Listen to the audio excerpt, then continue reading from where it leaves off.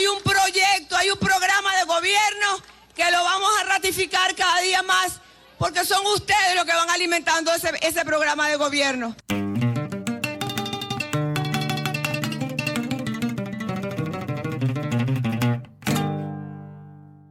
Welcome to our first dispatch. I'm your host, José Luis Granados Ceja. This program will be different from the others. You'll be hearing directly from members of the Venezuelanalysis team who are on the ground covering the election in the capital and surrounding region. The United Socialist Party of Venezuela secured an important victory in regional and local elections on Sunday, winning at least 19 of the 23 governorships according to initial results from the National Electoral Council, turfing right-wing incumbents in Mérida, Táchira, and Anzoátegui amid a highly divided opposition. The 42.3% turnout was 12 points higher than December's parliamentary elections, bucking a recent downwards trend. Sunday's vote saw a wider electoral offer than on past occasions, with 111 parties running, including the US-backed Hard Right, which returned to the ballot on the Democratic Unity Roundtable ticket. Sunday's vote was overseen by 300 international observers from 55 countries and a host of international organizations, including the Carter Center, the Latin American Council of Electoral Experts, and the European Union. Now, on to the program with Cira Pascual Marquina and Ricardo Vaz. We're going to start with Ricardo Vaz. Ricardo, we saw the State Department make a statement directly from the Secretary of State. Predictable. We probably could have written it ourselves knowing what they were going to say. But there were still some surprises there. They tried to tread a line, reaffirming their support for Guaidó, blaming Maduro for the divisions. But what's your take on the U.S. reaction to the Venezuelan results, which we should say led to an overwhelming victory in many regards for the forces of the United Socialist Party of Venezuela? Yeah, I think predictable is the right word to describe it. I'm pretty sure that this statement was written ahead of time, and then they had to wait for the results to really know what line they were going to strike. So if I remember correctly, the statement said that the results were grossly skewed without really specifying in what way they were skewed. They accused Maduro of, quote-unquote, depriving the Venezuelan people of the chance to decide their future, something along these lines. It makes it sound like Maduro was at the polling location stopping people from voting. Yes, a few days ago there was also one of the assistant secretaries from the State Department went to a meeting of I think it was the Atlantic Council, and he said that in 2018 Maduro rigged an election and declared himself the victor. I mean, I imagine Maduro going to all the voting stations and voting for himself 6 million times. So, I mean, that's the things that we've come to expect. But as you were saying, it's interesting that they kind of commanded the opposition forces that did go out to participate, and this was, I mean, as we'll get into, was the broadest ballot we've had in years, with the hardline opposition deciding that their boycott strategy had really gotten them nowhere. So they really had to get back to the polls. They didn't make they didn't make much inroads in this contest. We'll get to analyze why. But it was significant that they decided, the other strategy is not working, we need to go back to the polls. And as a result, the United States is stuck a little bit in between. If this opposition had gotten a much stronger result, they would have been more eager to endorse them. Since that wasn't the case, they are, I think, trying to decide what they're going to do next, and in particular what they're going to do with Guaidó and this kind of parallel administration that has also really gone nowhere in almost 3 years now. Would you say that maybe this whole interinato, this Guaidó administration, is possibly now becoming a burden for the United States? It makes it difficult for them to try to achieve different means, or they're wedded now to this idea that he's the legitimate president, but exercises no power. You know, we had this hilariously appropriate moment where in his press conference and his improvised stage, the presidential seal, which was made of cardboard, falls down as soon as the wind blows. What does that say? I think that is the perfect metaphor for his interim presidency. But nonetheless, it's an obstacle, right? So what does this mean for Venezuelan politics vis-a-vis the United States? Yeah, I think anyone who hasn't seen this video should look it up, and it shouldn't be too hard to find. As you were saying, it's really a perfect metaphor. It's really a cardboard presidency, and it has been a burden. It has become a bit of a straitjacket for the United States, and even before Biden took office, I think there were already rumblings within the Trump administration that the interim government was not working. I mean, you you could see it when the interim government was proclaimed or self-proclaimed in January 2019. It was never thought of as something that was going to last a long time. It was meant to last weeks or months at most before triggering regime change. So then as it went on, it stayed in this kind of limbo where you have these very people with expensive suits pretending they're a government, but they don't actually do anything, and then they become an obstacle in front of people who actually wanted to run in elections, which is what we saw this time. I mean, Guaido continued as if there were no elections. He didn't even tell people who to vote for, because in a way he understood that the big election win for the opposition would mean the end of his parallel government. So there's also a dispute going on in the opposition regarding which way to go forward. I mean, by now there's overwhelming voices that are calling on the Biden administration to end the interim government. I mean, we should also always stress out that these decisions are taken in Washington, and I mean they have said it publicly. I mean, these statements have gone from private and anonymous to really public and outspoken, saying that Guaido is not doing anything. He's just playing house or playing government here, and he's just an obstacle right now. I would add something here. Basically, the U.S. I don't think the U.S. obviously is not wedded to any mode or to any path other than overthrowing the democratically elected government. So that is its objective. Right now, I think that the problem is that they don't have another libretto.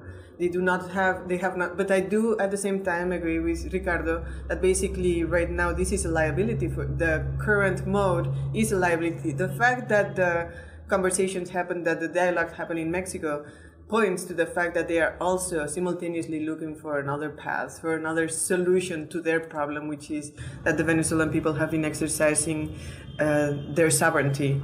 That is the problem of the United States. So yeah, I think the U.S. is looking for, it's possibly opting for or looking for other paths, because this is the way the self-proclaimed government is right now a liability. And returning to domestic Venezuelan politics, and I think in many ways this is also a reflection of, yet again, the opposition having an incoherent strategy, and yet coincidentally, ironically, I mean, also overestimating its capacity. And a lot of the things that the conversations that were happening around this election was this issue of the voter turnout. In the previous National Assembly elections just 1 year ago, it was approximately 30%, a historic low for Venezuelan elections, but obviously impacted by the fact that the opposition once again boycotted those. They didn't boycott this one, but the vote turnout went up only by 10%, which is to say, is that 10% attributable to the opposition? That's particularly I think telling that they weren't able to mobilize as much of their support. But what do you think, Cira, we'll start with you. What is the implications of this voter turnout? Is the legitimacy of this election determined by the turnout, which is the what they were trying to propagate in mainstream media outlets? Well, first of all, I mean, these were regional and local elections. So at the global level, this is not a low turnout for elections where you're choosing governors and representatives at the local level. That is the first thing that we should clarify. The second thing is that we are not in any context, in any circumstance, as I said, this is a project that puts democracy, popular democracy at the center. So historically, turnout has been high. So it is important to understand that in the Bolivarian process, actually, elections do as one piece, as one of many pieces within a popular democracy, participative and protagonic democracy, elections have been important. So it is actually, from a left perspective, it's something that we have to recognize as a limitation in our context. We have to examine why people are not turning to the polls, including in a situation like this one where the opposition is actually participating. So that is a reflection that we within the left have to do. On the other hand, obviously the opposition goes to the polls after 3 years, and it really doesn't get many people to go to the polling stations either. So what is their problem? Obviously they do have a problem with the leadership. They don't have a project, a coherent project. They are puppets of the United States and people of the people, like normal people of the opposition know it. So that doesn't really get people motivated to vote. So I think that we have to look at several factors to understand the current situation. As I was saying, first, they are local. Second, and so the participation is actually on global scale, not low. Second, actually, we should not be satisfied from a left perspective with this percentage. We hope that the people will feel, and if this project goes well, the people have to feel engaged to voting. That's what happened during the high moments of the Bolivarian Revolution. And third, the opposition is just like totally, at a loss of what to do with itself. So that actually reflects, it has a reflection on the voting. So yeah, that's, in a few words, that's what I would say about the participation. Yeah, I would add that it's a positive thing that at least the trend is reversed. I mean, we had this decreasing participation, and actually 30% for legislative elections last December was really a very, very low. Though, as you said in the preamble, you had most of the opposition boycotting it. And actually for us and you yourself, José Luis, you were on the ground, in the morning at least, you did get the sense that turnout was also going to be in the 30s. So it was, given the expectations, a pleasant surprise that it surpassed 40%. I think one thing that we need to understand is that the opposition, ever since they won the 2015 parliamentary elections, when they secured this huge majority in parliament, they kind of went to this all or nothing strategy, when it was just remove the government or bust. And this got even worse after the self-proclamation and the calls for either the armed forces to stage a coup, or even floating the idea of a foreign invasion. And then at some point they just completely changed course, and this Democratic Unity Roundtable, the traditional opposition coalition, decided to go back to the ticket. Some 4 or 5 months ahead. So we can expect a lot of inertia from their electoral base, who for years was just listening to this regime change or bust discourse. So I think when we look at Chavismo, we can see that its voter base is very well consolidated. I mean, it's between 3.5 million and 4 million votes that they can consistently rely on.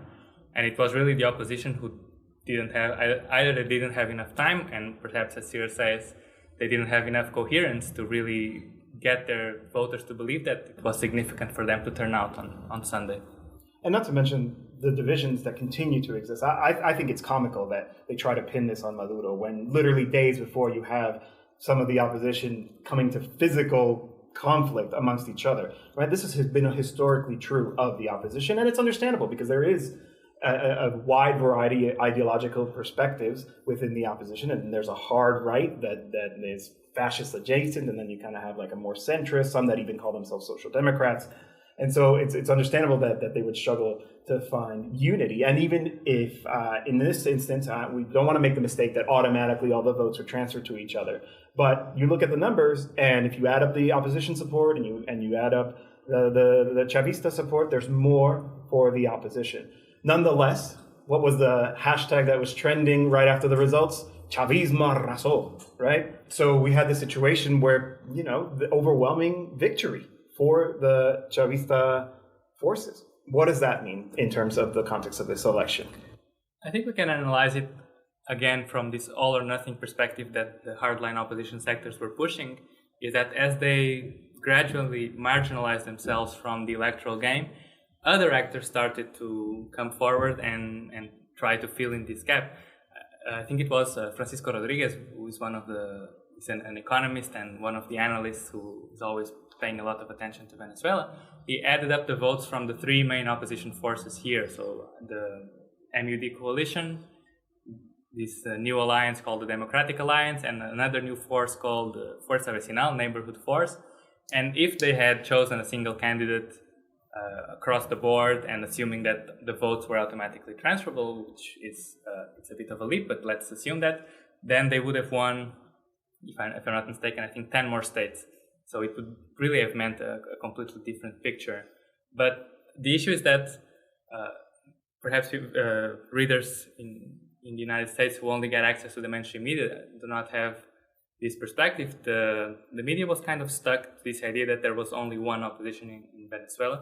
And once this opposition started to boycott elections, you had, for example, Fuerza Vecinal, neighborhood force, kind of rebranded a sector of these boycotting forces to keep some of the strongholds that they had. For example, the municipalities here in East Caracas.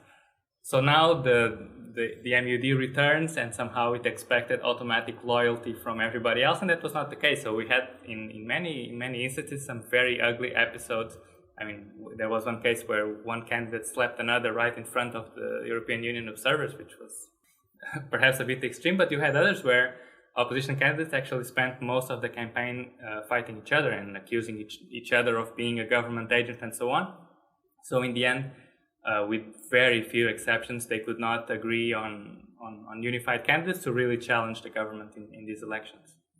So basically, yeah, I agree with what Ricardo has to say. And coming back to your question, which is what does this mean for Chavismo? Well, obviously, this is for institutional Chavismo, this is no doubt a victory.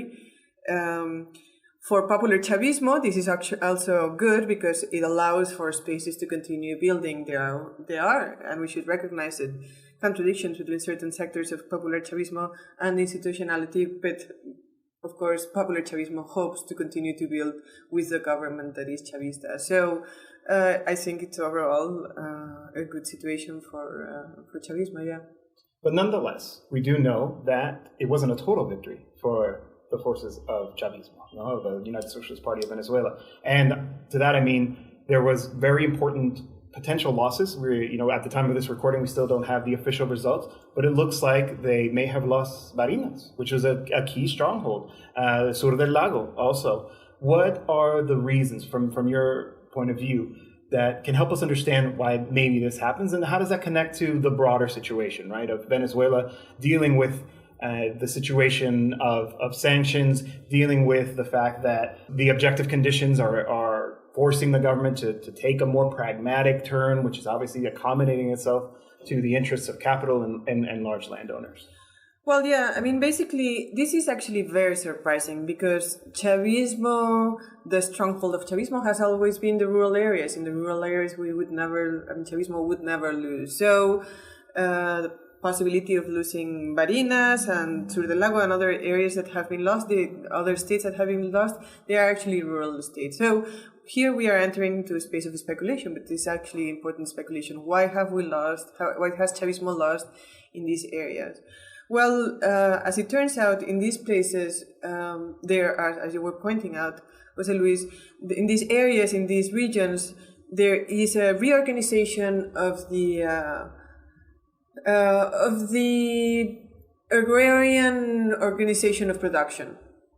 With Chavez, there was, as everybody who hears this probably knows, there was a tremendously important land reform that favored campesinos, landes campesinos, and lands that were not in use could be taken over by the campesinos so that they would bring them back to production. And it's worth reminding our listeners that it was these land laws that really started to put the conflict onto the big picture, right? Absolutely. Onto the screen, right? Absolutely, and they eventually led the 2001 law eventually led to the 2002 coup. So basically, this has been the vocation of the Bolivarian process. The vocation of the Bolivarian process when it comes to the rural areas has been very popular with a profoundly radical land reform. In recent years, we could say in the 2, 3, 4 past years, there's been a new mode of operation from the government in relation to the agrarian areas. There's been they've been turning large plots of land to private agro-industrial, a new emerging agro-industrial bourgeoisie. And of course, the people on the ground have actually been displaced from the land in several places, including, for instance, in Sur del Lago and in Barinas. And so, as I was saying before, we are speculating here, but I think we are speculating from a commitment to the process and from looking at what's really going on these territories. Why are people rejecting them? Well, one of the factors most likely is that one. Of course, there's everywhere. Like we are in the periphery, and in the global north it happens too. There are problems with corruption, with bad administration, and those issues, I'm sure, have an impact on those results too. But I would say that from a left perspective, it would be worth looking at this reorganization of the agrarian policies of the Bolivarian process. Yeah, just to stress, I'm sure most listeners will know this, but the significance of Barinas, which at the time we're recording is does not have its final results. Barinas is the home state of Chavez, and it was always, I'm sure it was the last state that people expected the opposition to win, and of course this win is still not confirmed, but we are kind of operating under that assumption. And yeah, I'm going to repeat a bit what Cira said. We're also at Venezuelanalysis, we've also been in touch constantly with campesino movements, and they have denounced, in their words, a landowner offensive that has led to eviction, it has led to violence, it has led to targeted killings even, as well as lots of cases of campesinos getting arrested and having judicial processes thrown on them to stop their activism. And in many cases, we have, when we start to investigate and campesinos protest, they often reach the conclusion that somehow it's impossible to move forward because these land-owning interests are very close either to the local government or the regional government or other state institutions. And as I was saying, we have been close to campesino movements, and this has been one of the areas in which the contradictions have really exploded in recent years. And one of the things that we have come to understand, and the campesino leaders have explained, is that many times it's impossible to move forward with the struggle because these landowning interests are very close to the local government or the regional government and so on. So I think it was a case where the government overestimated or took for granted that this campesino base was going to stay there, and that's why we had this very surprising result that they lost the state of Cojedes. We're assuming the state of Barinas. It was very close in Apure, which is also a very agricultural state. And as Cira was saying before, the Zulia state was lost, and specifically these very rural areas in Sur del Lago. So I think it might be a case where this pragmatic approach, as you were saying, that the government has taken amidst the sanctions, where it has come to accommodate other interests in favor of continuity and trying to stabilize the economy in the current conditions, it has backfired in the sense that it has called into question this campesino support, which historically had always been there. But even here in the rural areas, while we're on the topic, there's also a lot of room for hope. And we have a close relationship with the communards from El Maizal, and we know that one of the leaders from that community, Ángel Prado, managed to, with struggle, with effort, to become the candidate for the United Socialist Party of Venezuela for the municipality there, and won, it looks like. So that's pretty significant in the sense that it's a space where we're going to see a coming together of the grassroots popular power, of these expressions of the masses organized politically with the bourgeois liberal institutions. And so it could, if successful, really maybe chart a new course. So it'd be interesting to hear what you think about this, Cira, about the situation of Ángel Prado winning and what it could mean for the reorganization of the popular power in Venezuela in the context of the bourgeois state. So yeah, Ángel Prado won the race for the mayorship in Simón Planas, which is a rural area in Lara state. But in that area, the most important popular space of organization that's really a referent for all Venezuelans who are committed to the communal path, the commune, Comunal Maizal, has been a referent globally, I would say even, and some 4 years ago in the local elections, Ángel Prado ran on an independent ticket. Actually, it was a PPT ticket, and he won. But he was also a representative. That's not the right word, but he was also at the National Assembly, so he was not allowed to assume basically the space that he had won through the vote. In these elections, the interesting thing is that these elections in the PSV, there were internal primary elections, and this led to Ángel Prado and basically the communards launching Ángel Prado as the candidate for the alcaldía, for the local government. And he won. So this is actually an expression of popular power, and we could even say that is at the local level a correction of some bureaucratic tendencies that had imposed itself locally. We can see the correction within the PSV when Ángel Prado is allowed to actually run and to succeed at winning this space. The election has been a very intense election, and basically Ángel Prado and the communards have been running, I would say, more than on the PSV ticket, on the ticket of the commune, right? So on the ticket of organizing from below and building new forms of organization, and pointing towards the organization of the communal city and including even the communal state. So this is actually a great success, and it's a space of where revolutionaries and Chavistas who are committed to the communes, we hold very dear this space, and we really hope that this will be an important reference that will allow to correct other spaces where tendencies that are more bureaucratic and less committed to the communes are dominating the political spheres. And while we're on the topic of these tensions that exist within the left, they exist here in Venezuela as they exist anywhere in the world, this election was also unique in the sense that we had this left of PSUV bloc, the APR. But I would wager that it's safe to say that they're probably disappointed with the results. And so I'd be interested to hear from both of you what you think about the results for the APR. Did they overestimate their capacity? I was talking to a friend of mine here in Venezuela, and he was saying, I used to always vote for the communist ticket because they were part of the Gran Polo Patriótico, the government coalition, and it was ways of me saying, I support the government, I'm sympathetic, but I also have criticisms. They left, and now he himself said, I couldn't bring myself to vote for the APR in this instance because I know that what the situation demands is support for the government party.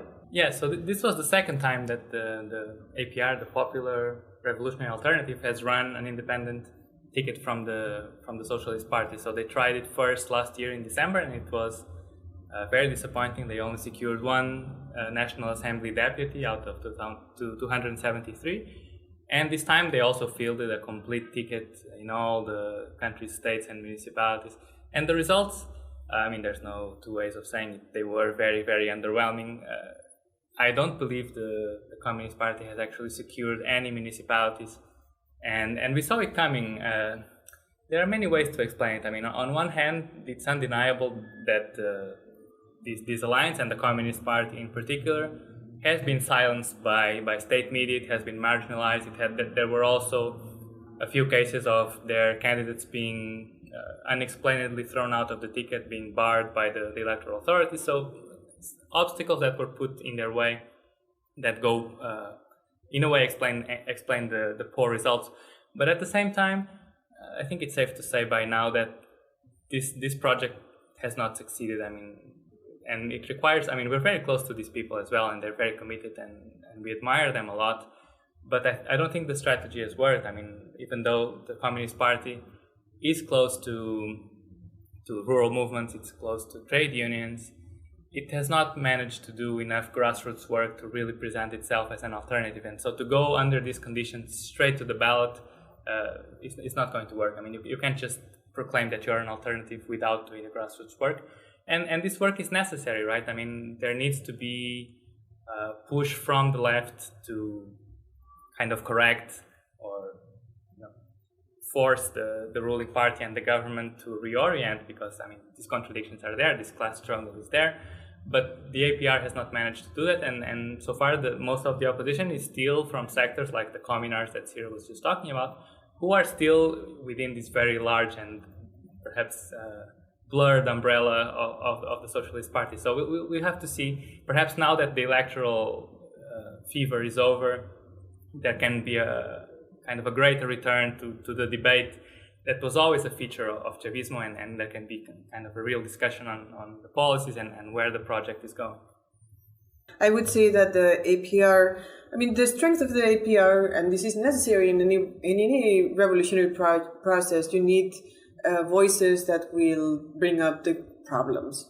And some of the Communist Party leaders have been doing that.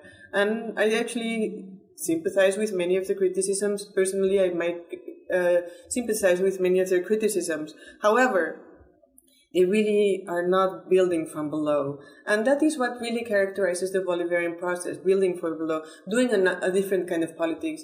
And they are involved in the old kind of like from above way of doing politics. So when faced with a party that actually really literally represents the legacy of Chavez in historical terms, because Chavez founded it, which is the PSV, and the APR, which has criticisms of the government but actually does not have grassroots, nor really a program about how to overcome the current problems in Venezuela, then their vote has been tremendously low. It's like 2% maybe at the national level. It's really actually very pathetic. So yeah, that would be, I think that's about it. What we can say about the APR.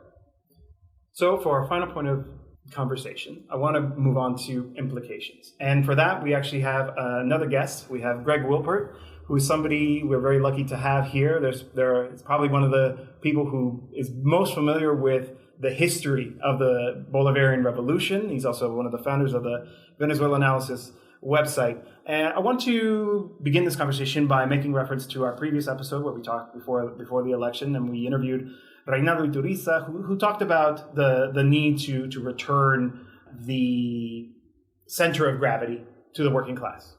So we'll start with you, Greg.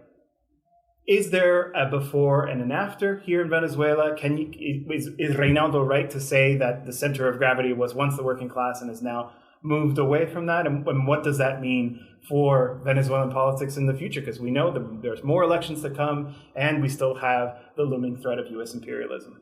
Well, the beginnings, particularly when Chavez first introduced the idea and the concept of the communal state, that was definitely a moment when there was a lot of emphasis on developing the communal councils and the communes, and there was a lot of energy put into that. They started forming, and this basically started, I guess, around, the high point perhaps was around 2006 to 2008, I would say.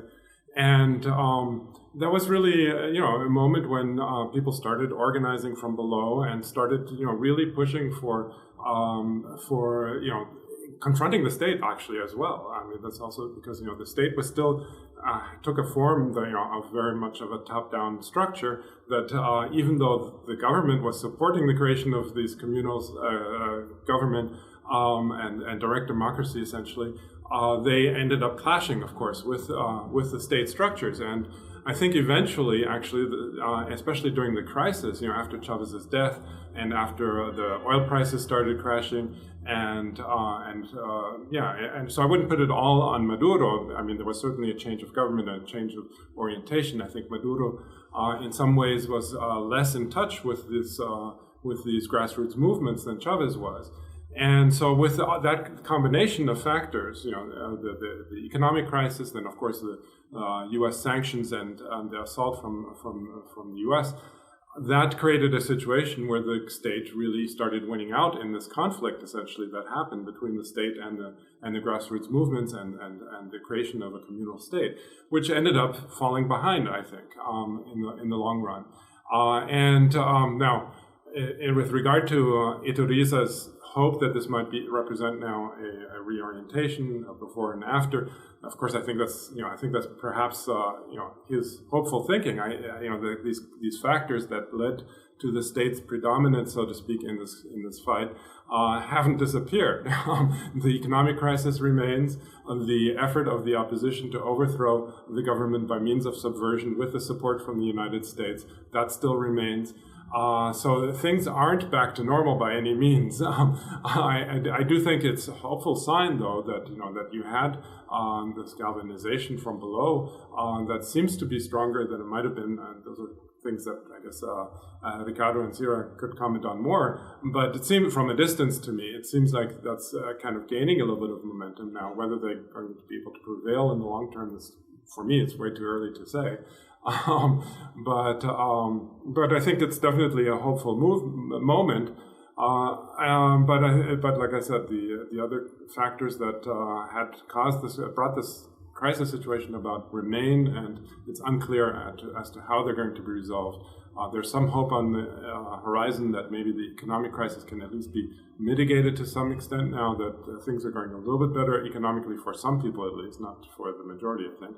But there's some economic growth happening, so that's one little hopeful sign, but still that's not enough. There's still a long way to go. So what does this mean for Venezuelan politics in the future? Yeah, I would pick up from where Greg left off that a lot depends on the external conditions. Now, going back to my point about the opposition being in a kind of a conundrum of where they go from here, we have to see. I would expect, my money, my imaginary money, is on the Mexico dialogue resuming in the near future. And we'll have to see what kind of posture the opposition takes there, because now there are no elections expected until the 2024 presidential elections. So there are question marks all around. Is the opposition willing to wait this long after all these years where they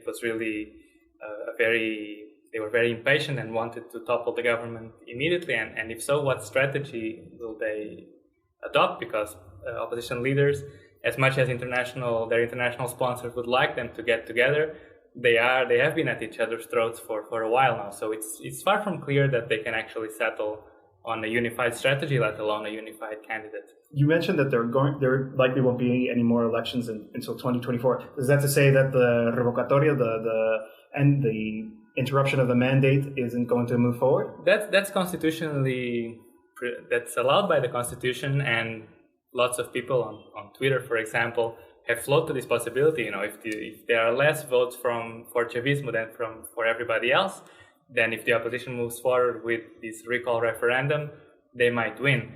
Still, given the state of disunity and the fact that the opposition does not have a plan, I would not expect them to follow this route. Of course, the opposition has not been known for taking the same choices in recent history. But there are also question marks for Chavismo, because this economic crisis is still here. I think structurally it's going to be very hard to resolve them without significant sanctions relief. So the government will remain in this kind of difficult balance where they try to maintain social programs and they try to maintain their social base at all costs, while also making these concessions, which we wonder to what extent they are forced by the circumstances and to what extent they really represent a kind of ideological shift. They make these concessions to capital in the hope of maintaining an equilibrium that will, one way or another, kickstart the economy and perhaps re-galvanize the movement towards winning again in 2024. And there are also questions, will Maduro remain? Is it time for another candidate to emerge? My hope, personally, since we're closing, is that there can be again space for grassroots debate and for grassroots organizations to take the helm again and just not be focused so much on these electoral contests where the kind of top-down tendencies become much more marked. I'm inclined to agree. I think that's my takeaway. I think at the very least what this does is give us a little bit room to breathe, right? And for the masses to once again be the protagonists and be able to intervene. I do think that is something that we can say about these elections. Cira and Greg, some final closing thoughts from yourselves. Basically, I wanted to mention that, to everybody who's listening to us, this is a process that's complex. There are multiple forces within, and of course, there's the exercise from outside to overthrow this government. So, to everybody who listens, I'm sure is committed to the sovereignty of Venezuela, and from outside, the best thing that anybody can do is help us to make sure that we bring an end to the sanctions. Of course, also any kind of internationalist solidarity with Venezuela should also be committed to the grassroots organization, and that's important because there's a big debate within the Bolivarian process, and there are forces that are really committed to the communal path. That's actually very important and very wonderful. So that's actually a hope for many of us who are here. And I think that both supporting the government in its opposition, in its contradiction with the U.S. empire is important, but also supporting the people as they are building an alternative is fundamental. And basically, this is a nation that has committed to its own sovereignty. And these processes, this electoral process, specifically this electoral process, is another instance in which the Venezuelan people have tried to reassert it. We have a lot more to do from here, and we'll continue, reporting and thinking about what we are living through in Venezuela. I just wanted to comment also on the revocatoria, the recall referendum possibility. I mean, when Chavez first, when there was all of this pressure on Chavez to step down, or when he was being challenged by the opposition constantly, he was at first very reluctant to allow a recall referendum. I mean, not that it was just up to him, but but eventually he turned around and said, "Okay, let's do it. If you guys think have the signatures and so on, we'll go ahead." And they did, and they lost quite spectacularly. So this was in 2004, if I remember. And I think in a way, I'm inclined to think that if Maduro wanted to find a way to give the opposition and let's say the U.S. government, I mean, this is of course an attack on the sovereignty of Venezuela. And on the other hand, Venezuela's economy is in such terrible shape. I'm just wondering, how can you get out of these sanction situations? And maybe that would be a fig leaf to give to the opposition in order to get rid of the sanctions. What would be the scenario? Okay, it's possible that Maduro would lose that. I don't know. On the other hand, it's possible that another PSUV candidate could win the next presidential elections. Who knows? I mean, especially considering how divided the opposition is, etc. Now, of course, you could have a similar situation as you had with Nicaragua in 1990. That is, was suffering under a civil war. An election came up, and the government, the Sandinista government, stepped down. But it was actually part of an agreement that they would keep, that it was, or there was an understanding that the Sandinistas would remain a powerful force in the country. That they couldn't just wipe the slate clean, and this was part of an agreement. Or maybe not an explicit one, but an implicit one. And I could see a similar scenario in Venezuela in the long run, or the medium term actually, that the government has to concede something if the people are to stop suffering. Now, of course, the other path would be to build up the economy from the grassroots, and that would be, of course, what many people hope would happen. But it's such a slow, difficult process, and I don't know which is going to come first. But if the government were able to step aside with a guarantee that the Chavistas will not be wiped from the face of the earth, which is, of course, what the opposition and what the U.S. government would like to see. But if there was a tacit agreement that won't happen, then they could make stage a comeback like the Sandinistas did. Now, that would be one possible scenario. I'm not saying that that's the one that government should definitely go, but I think it needs to be taken into account given the amount of the difficulty of the situation of the vast majority of the population at the moment.